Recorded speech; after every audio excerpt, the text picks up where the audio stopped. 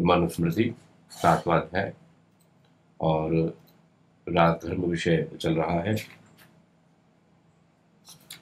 राजा को महर्षि मनु ये निर्देश कर रहे हैं कि जो भी राज कर्मचारी जो शासन में लगाए जाए, राजा उनकी नियमित रूप से देखरेख करता रहे कि क्या वो अपने अपने कर्तव्यों का पालन कर रहे हैं या नहीं कर रहे हैं।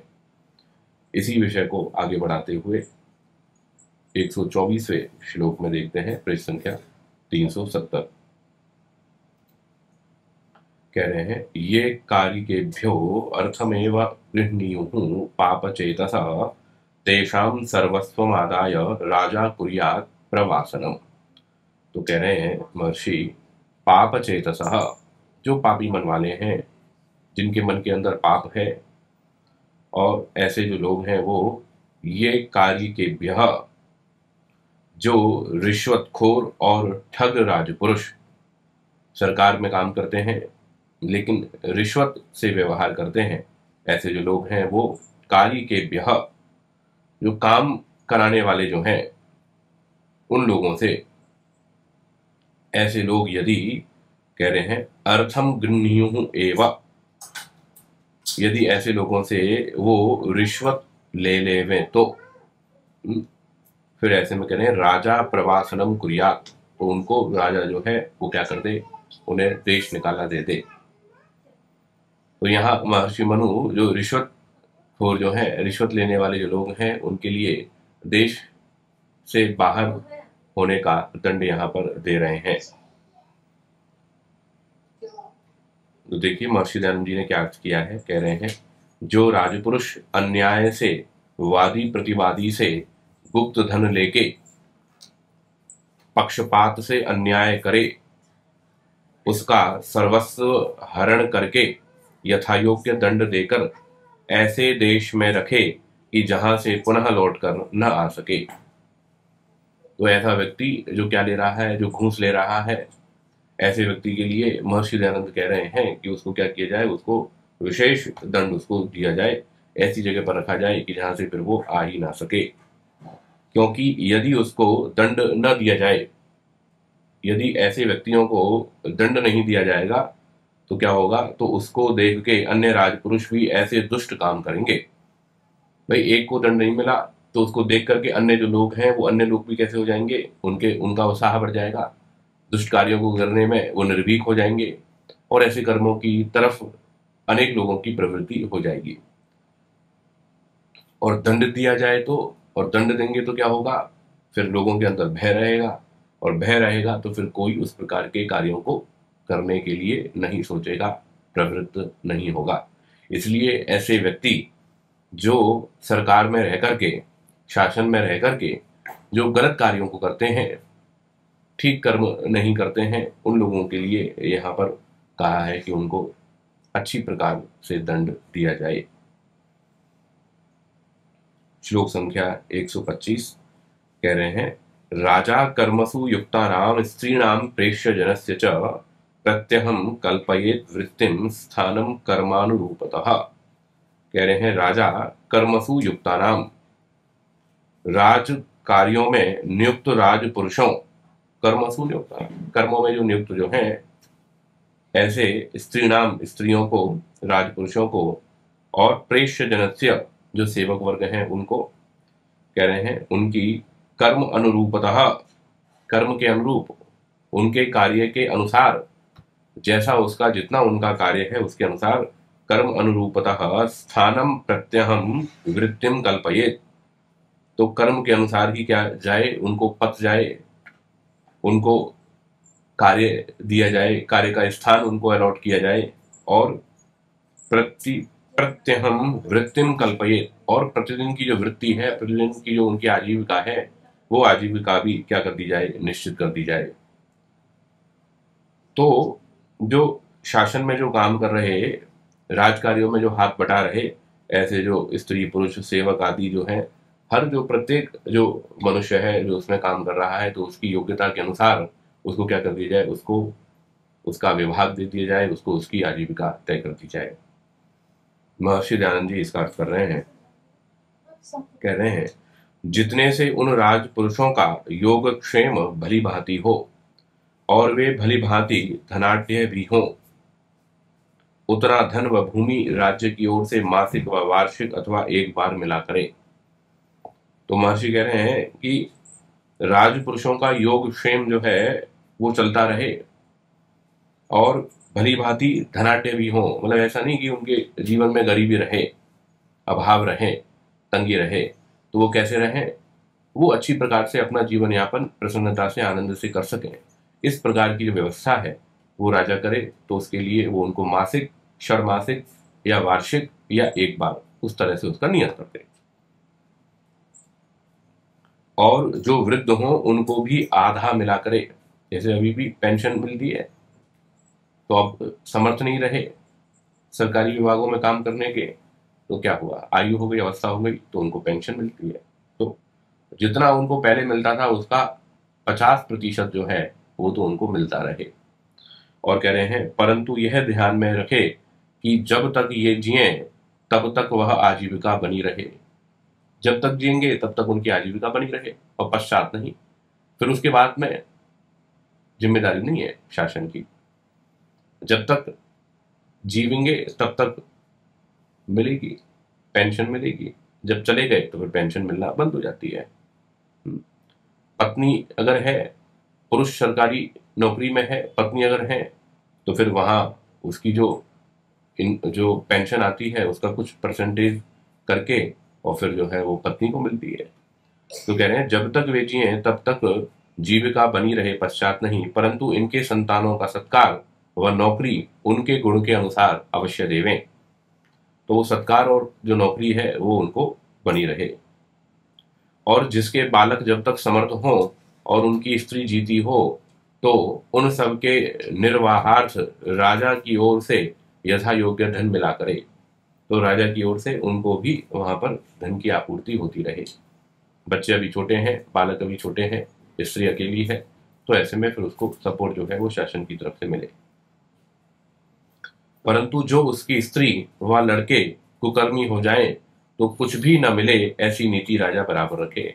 दूसरी बात भी कह दी, यदि लड़के बिगड़ जाएं, कुकर्मी हो जाएं, दुष्ट कार्यों को करने लग जाएं, विरोधी गतिविधियों में संलग्न हो जाएं, तो फिर ऐसे में उनकी मदद ना करे, इस प्रकार की नीति रखे। तो कुल मिला के बात यह है कि राजा जो वृत्ति है वो सरकारी विभाग में जो काम कर रहे लोग हैं उनकी जो वेतन है वो किस प्रकार से उनके यथायोग्य हिसाब से, योग्यता के हिसाब से उनका वेतन करे। जब तक जिए तब तक जो है चलता रहे, जब तक समर्थ है तब तक तो नौकरी करेगा, तब तक तो पूरा मिले। फिर उसके बाद में वृद्धावस्था में उसका आधा मिले और जीवन के पश्चात में फिर वो जो है नहीं मिलेगी वो जो वृत्ति उसको मिल रही है। लेकिन स्त्री है तो फिर वहां पर उसका पालन पोषण होता रहे, उसके लिए वो मिलता रहे। आगे 126 में कह रहे हैं पणो देयो अवकृष्टस्य क्षणुत्कृष्टस्य वेतनम शाश मासिकस्तथाच्छादो धान्य द्रोणस्तु मासिकः। कह रहे हैं अवकृष्टस्य पणः, निम्न स्तर के भृत्य को कम से कम एक पण। अवकृष्टस्य पणः, तो निम्न स्तर का भृत्य कौन होगा? अवकृष्ट कौन है, किसको कहना चाह रहे हैं? जो झाड़ू पोंछे का काम करते हैं, जो पानी भरने का काम करते हैं। तो जो झाड़ू पोंछे का काम, पानी भरने का काम और जो घरेलू इस तरह के जो काम है उनको, उनके लिए कह रहे हैं कम से कम एक पण। एक पण मतलब एक पैसा। और उत्कृष्ट से षट, और ऊंचे स्तर के भृत्य को 6 पण, एक 6 पैसा। वेतनम देयः, वेतन प्रतिदिन देना चाहिए। अब ये जब लिखा गया उस समय का जो मूल्य जो था उसके हिसाब से लिखा गया। अब आज के हिसाब से एक न्यूनतम जो वेतन है वो न्यूनतम वेतन उस व्यक्ति को मिलना चाहिए।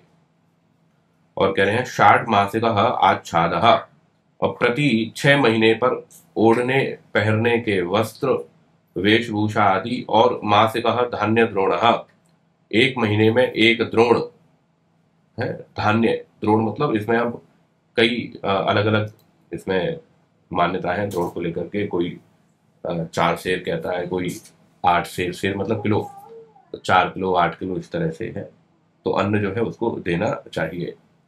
मतलब वो जो कहते हैं ना भाई, होली दिवाली पे तो कुछ अतिरिक्त मिलता है, बोनस। तो होली दिवाली पे जो है पहनने के लिए वस्त्र आदि और इस तरह से फल फूल आदि, ये सारी जो चीजें हैं, अन्न आदि, ये सारी चीजें दी जानी चाहिए। तो इसमें आप देखेंगे, अब यहाँ पर ये ना माना जाए कि भाई एक पण लिखा है तो एक पण ही देना चाहिए। तो आज के समय के हिसाब से जो न्यूनतम वेतन जो होना चाहिए किसी भी एक व्यक्ति का, हालांकि योग्यता के अनुसार होगा, लेकिन योग्यता के अनुसार होता हुआ भी भाई जो झाड़ू पोंछे का ही काम करता है, बिल्कुल निम्न स्तर का जो ऐसा सेवक है, और उसका भी क्या होना चाहिए भाई, उसका जीवन यापन तो चलता रहे, इतना तो उसको देना चाहिए। तो उस समय के हिसाब से एक पण, एक पैसा प्रतिदिन, तो ये कम राशि नहीं थी उस समय के हिसाब से। अब आज के हिसाब से कहें तो आ, कम से कम भाई 500 रुपये तो होना चाहिए एक दिन का। नहीं, अगर प्रतिदिन का हिसाब ना रखें तो मासिक हिसाब रखें, तो मासिक के हिसाब से कम नहीं तो 10,000 रुपये तो ऐसे व्यक्ति का होना चाहिए, अगर पूरे दिन भर एक व्यक्ति के यहाँ काम करे तो। केवल उतने मात्र के लिए नहीं, अगर पूरे दिन भर काम करें तो 10,000 रुपये तो इतना तो उसके लिए होना ही चाहिए। तो इस तरीके से यथा योग्य जो है व्यवहार की स्थिति ऊंचे वाले के लिए ऊंचा, और उससे 6 गुना है ऊंचे वाले के लिए। तो मासिक जो है वो हो, और हर 6 महीने में होली दिवाली पे उसको विशेष उपहार वस्त्र आदि दे करके, मतलब जो निम्न वर्ग का व्यक्ति है बेचारा वो भी प्रसन्न रहे, आनंदित रहे, वो भी अपना त्योहार आदि और सब जो घर के काम है इत्यादि सब अच्छी प्रकार से कर सके। आगे कह रहे हैं 127वें श्लोक में, क्रय विक्रयम अध्वानम भक्तम च सपरिव्ययम योगक्षेमम च संप्रेक्ष्य वणिजो दापयेत कराल। कह रहे हैं राजा को क्रय विक्रयम, क्रय और विक्रय का अंतर, भाई कर जो लेगा राजा तो कर किस हिसाब से लेगा, कर की क्या व्यवस्था होगी। तो कह रहे हैं क्रय विक्रयम, क्रय और विक्रय का जो अंतर है, भाई खरीद कितनी की हो रही है और इस फलाने माल की विक्रय बेचने में कितने में आ रहा है, तो फिर उसका अंतर क्या, डिफरेंस क्या है, उसके हिसाब से उस पर कर लगेगा। बहुत सारी वस्तुएं होती हैं जिन पे लाभ जो है कम रहता है, कई वस्तुएं ऐसी है जिन पे लाभ ज्यादा है, तो उस लाभ को ध्यान में रख करके एक बात। दूसरी बात अध्वानम, वही वो वस्तु आई है उसका ट्रांसपोर्टेशन क्या है, ये सब सारा जो व्यय है कहाँ से आ रही है, कितने दूरी से आ रही है, तो उस हिसाब से फिर जुड़ेगा उसमें। भक्तम, व्यापार में हिस्सेदारी कैसी है, क्या है, कितनी हिस्सेदारी में व्यापार कर रहा है वो, कितने परसेंटेज पे व्यापार कर रहा है, कितना शेयर उसका लगा हुआ है। और सब परिव्ययम, भरण पोषण का व्यय कितना है, उसका खुद का खर्च कितना है। योगक्षेमम, और उसके व्यापार में लाभ कैसा है, वस्तु की सुरक्षा और जन कल्याण। संप्रेक्ष, इन सब बातों का विचार करके वणिजः करान दापयेत, कह रहे हैं राजा व्यापारियों पर कर लगाए। इसका मतलब क्या है, इसका मतलब यह है कि सभी प्रकार के व्यापारों पर एक जैसा कर नहीं लगेगा, अलग अलग जो व्यापार होंगे उन पर अलग अलग प्रकार से कर जो है वो होगा। मुनाफा कितना हो रहा है, लागत कितनी हो रही है, और कितना खर्चा हो रहा है, दूरियां कितनी है, किस हिसाब से है, तो ये बहुत सारी चीजों पर विचार करके उसको वहां पर कर की व्यवस्था लगाई जाएगी। आगे कह रहे हैं 128वें पे, यथा फलेन युज्येत राजा कर्ता च कर्मणाम तथा अवेक्ष नृपो राष्ट्रे कल्पयेत सततम करान। कह रहे हैं जैसे राजा और कर्मणाम कर्ता, किसी कार्य का कर्ता, फलेन युज्येत, लाभ रूप फल से युक्त होवे। भाई जिस प्रकार से राजा और कर्म का कर्ता ये दोनों ही, उस व्यापार को करने वाला उसको भी लाभ मिलता रहे, और जो उसकी व्यवस्था को देख रहा है वो जो तंत्र है, वो जो राजतंत्र है, उसको भी वहां पर लाभ मिलता रहे। तो ये दोनों लाभ में रहें, इस प्रकार से जैसे ये दोनों लाभ में रहें तथा वैसे अवेक्ष विचार करके नृपः राष्ट्रे करान सततम कल्पयेत, वैसा विचार करके राजा जो है राष्ट्र में करों को नियंत्रित करे, करों का निर्धारण करे। मतलब ऐसा भी ना हो इतना ज्यादा कर ले ले कि जो दुकानदार है वो मरी जाए, और ऐसा भी ना हो कि इतना कम उससे लेवे कि जो राज्य जो व्यवस्था है वो व्यवस्था भी ना चल पाए। क्योंकि जो शासन की जो व्यवस्था है, राज्य की जो व्यवस्था है, वो व्यवस्था चलती किससे है? व्यवस्था तो जनता के पैसे से ही, कर से ही चलती है। जो कर आता है, जो रेवेन्यू उसका जनरेट होता है, कैश फ्लो उसका विविध प्रकार के स्रोतों से, तो उसी से ही तो राज्य चलता है, उसी से ही तो सारी चीजें चलती हैं। ये सड़क बन रही है, गवर्नमेंट जो है परियोजना लगा रही है, भाई इसको इतना रुपया मिलेगा, इस परियोजना को, सड़क परियोजना को इतना रुपये मिलेंगे। ये अब विद्यालय खोल रहे हैं, बिल्कुल निःशुल्क विद्यालय इनके लिए ये है, इनके लिए ये योजना है, अरबों रुपए की ये योजना है, बिजली के लिए ये योजना है। तो ये जो बहुत सारी योजनाएं जो सरकार चलाती है, वो सरकार किन के पैसों से योजना चला रही है? वो व्यक्ति के पैसे से। जो टैक्स पेयर्स जो हैं, उन टैक्स पेयर्स के पैसों से ही, रुपयों से ही ये सारी व्यवस्थाएं चल रही हैं। तो कह रहे हैं कि इतना कम भी ना हो कि जिससे राज्य की जो व्यवस्थाएं हैं वो व्यवस्थाएं ना चल सके। आप देखेंगे कि कई बार जो सरकारें हैं, वो सरकारें इतना ज्यादा टैक्स कर देती हैं कि जिससे क्या है, जिससे कि आम पब्लिक परेशान हो जाती है, आंदोलन होते हैं, कम करनी पड़ती हैं, सरकारें गिर जाती हैं, बहुत सारी चीजें ऐसी होती हैं। पेट्रोल की कीमतें हैं, आज 105 रुपये प्रति लीटर का पेट्रोल चल रहा है, उसको आप देखिए कितना टैक्स है। तो ये जो पेट्रोल पर, ये जो फ्यूल पर जो टैक्स लग रहा है, इन्हीं टैक्सों के द्वारा बहुत सारे ऐसे प्रोडक्ट हैं जिस पर बहुत भारी मात्रा में टैक्स है। तो ये जो टैक्स लगता है और जो मिल रहा है सरकार को, इसी से ही तो सारा तंत्र चल रहा है।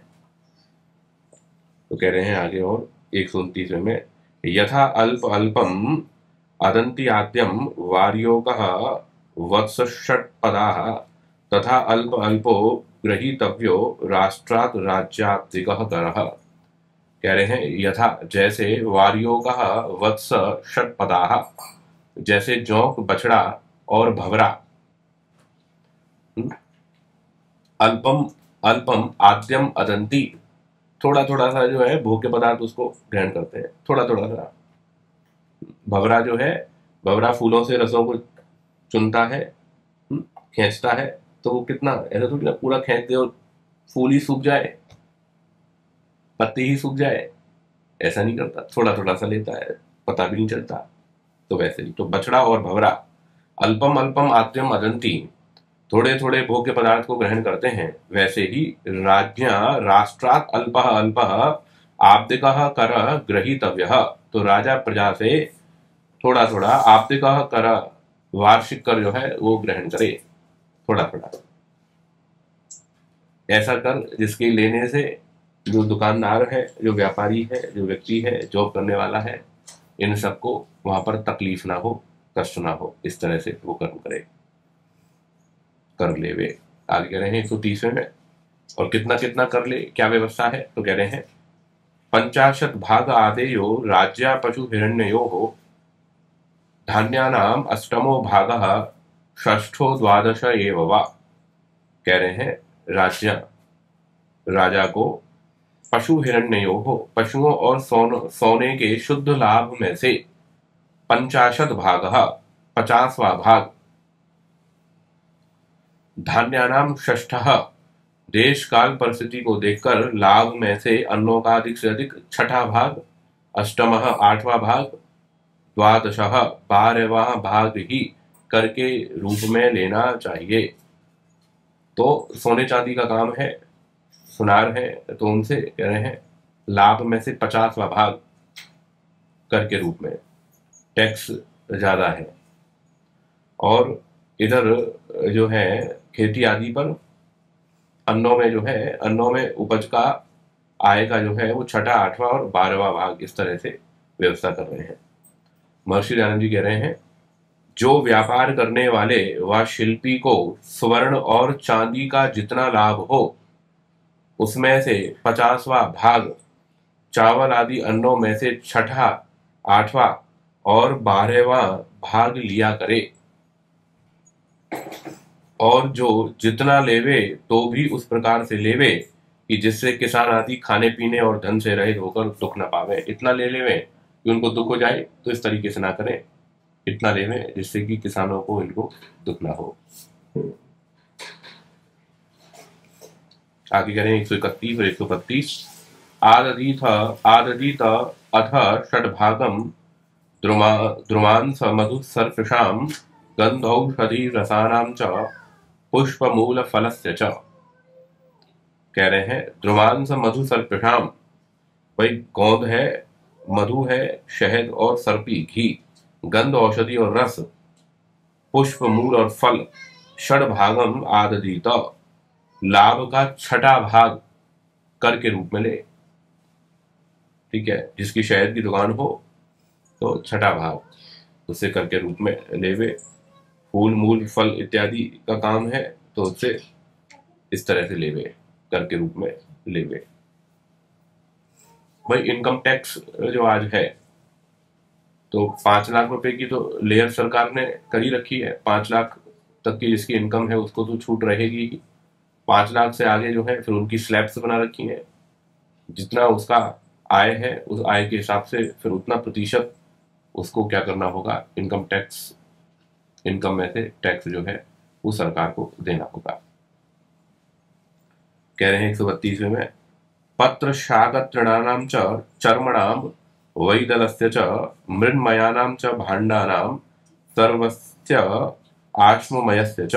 कह रहे हैं वृक्ष, पत्र, शाक, तृण, चमड़ा, बांस निर्मित वस्तुएं, मृण्मयानाम भाण्डानाम मिट्टी से बने बर्तन, सर्वस्य अश्ममयस्य और पत्थर से निर्मित सारे पदार्थ, अत अश्ममय पत्थर युक्त, पत्थर के विकार, पत्थर से जो मिलकर के जो बनी हुई चीजें हैं वो, तो उनमें क्या करे, इनका भी लाभ का छठा भाग कर के रूप में लेवे। तो ये छठा भाग जो है वो इनसे कर के रूप में लेने की बात कर रहे हैं। आगे 133वां कह रहे हैं म्रियमाणे अपि आददीत न राजा श्रोत्रियात्करम न च क्षुधा अस्य संसीदेत श्रोत्रियो विषये वसन। कह रहे हैं राजा म्रियमाणः अपि, राजा मरने जैसी स्थिति में भी हो, बहुत तंगी जैसी स्थिति आ रही है तो भी श्रोत्रियात कर्म न आददीत, भाई श्रोत्रियों से, वेद पाठियों से, ब्राह्मणों से करना ले। और अस्य विषय वसन, और उसके राज्य में बसते हुए, श्रोत्रिय है क्षुधा न संसीदेत, और श्रोत्रिय जो है, वेद पाठी जो है वो भूख से पीड़ित ना रहे, ये राजा का कर्तव्य है।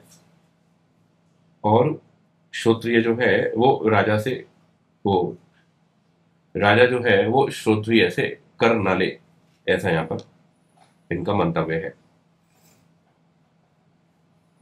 आगे कह रहे हैं 34 यस्य राज्यस्तु विषये श्रोत्रियः सीदति क्षुधा तस्यापि तत्क्षुधा राष्ट्रम अचिरेणैव सीदति। यस्य राज्यः तु विषये, जिस राजा के राज्य में श्रोत्रियः वेद पाठी विद्वान क्षुधा सीदति भूख से पीड़ित रहता है, तस्य तत् राष्ट्रम अपि, उसका देश भी अचिरेण एव क्षुधा सीदति शीघ्र ही भूख और दुर्भिक्ष से पीड़ित हो जाता है। जिसका राष्ट्र, जिसका ब्राह्मण, जिसके देश में ब्राह्मण जो है वो भूख से मरते हो, क्षुधा से मरते हो, पीड़ित होते हो, तो उसके देश में भी क्या होगा, दुर्भिक्ष होगा, देश जो है वो दुर्भिक्ष से पीड़ित होगा। 135वां कह रहे हैं श्रुत वृत्ते विदित्वा अस्य वृत्तिम धर्म्याम प्रकल्पयेत संरक्षेत सर्वतश्चैनम पिता पुत्रम एवं औरसम। कह रहे हैं अस्य श्रुत वृत्ते विदित्वा, इसके श्रुत और वृत्त को जान करके, मतलब इसकी विद्वत्ता क्या है और इसका आचरण क्या है, इसको जानकर धर्म्याम वृत्तिम प्रकल्पयेत, जीविका निश्चित करते, वृत्ति को निश्चित कर दे। पिता औरसम पुत्रमेव, जैसे पिता अपने औरस पुत्र को, सगे पुत्र को, और उसकी क्या करता है, उससे जैसे व्यवहार करता है, जैसे उसकी रक्षा करता है, एनम सर्वतः संरक्षेत, वैसे ही ये जो राजा है ये ब्राह्मणों की रक्षा करे। तो ब्राह्मणों की, स्नातकों की, वेद पाठियों की रक्षा करने का, उनके पालन पोषण का जो दायित्व है, वो दायित्व किसका है, वो राजा का दायित्व है, शासन का दायित्व है कि उनको इस तरह की वृत्ति जो है वो निर्धारित कर दे जिससे उनको कोई कष्ट ना हो। 136वां कह रहे हैं संरक्ष्यमाणो राज्ञो यम कुरुते धर्मम अन्वहम तेन आयुर्वर्धते राज्ञो द्रविड़म राष्ट्रमेव च। राज्ञा संरक्ष्यमाणः, कह रहे हैं राजा के द्वारा सुरक्षित रहता हुआ वेद पाठी विद्वान, अन्वहम प्रतिदिन, यम धर्मम कुरुते, जिस धर्म को करता है। राजा के संरक्षण में वेद पाठी विद्वान है, उसकी जीविका निर्धारित है और वो अपने धर्मों का, अपने कर्मों का, कर्तव्यों का पालन यथावत कर रहा है।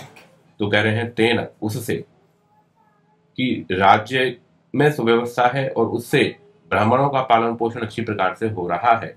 उससे क्या होगा? उससे राज्य द्रविड़म आयु वर्धते, राजा के धन और आयु बढ़ते हैं। क्यों बढ़ते हैं? कर्म तो वो कर रहा है, कर्म तो वो ब्राह्मण कर रहा है, लेकिन ब्राह्मण अपने कर्तव्यों का पालन ठीक प्रकार से कब कर पा रहा है? जब राजा के द्वारा उसकी व्यवस्था सुनिश्चित की जा रही है।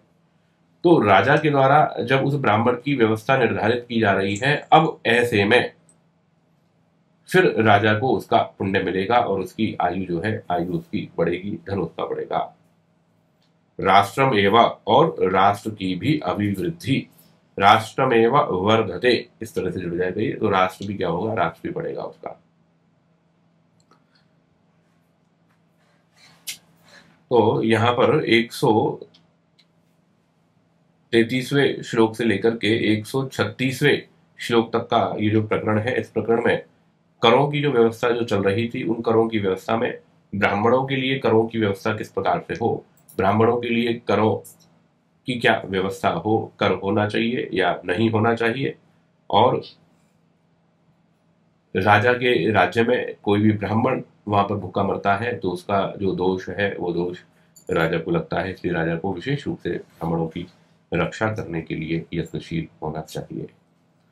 आगे कह रहे हैं 137वें में, यत् किंचित अपि वर्षस्य दापयेत् कर संजितम व्यवहारेण जीवंतम राजा राष्ट्रे पृथक जनम। कह रहे हैं राजा राष्ट्रे, राज्य में, व्यवहारेण जीवंतम पृथक जनम, व्यापार से जीविका करने वाले बड़े छोटे प्रत्येक व्यक्ति से, यत् किंचित अपि वर्षस्य कर संजितम, भाई जो कुछ भी वार्षिक कर के रूप में उनसे लेता है, तो कह रहे हैं दापयेत, वह भाग, भाई वर्ष से कर संजितम, वार्षिक कर के रूप में निर्धारित किया हो वह भाग, दापयेत, राज्य के लिए ग्रहण करे।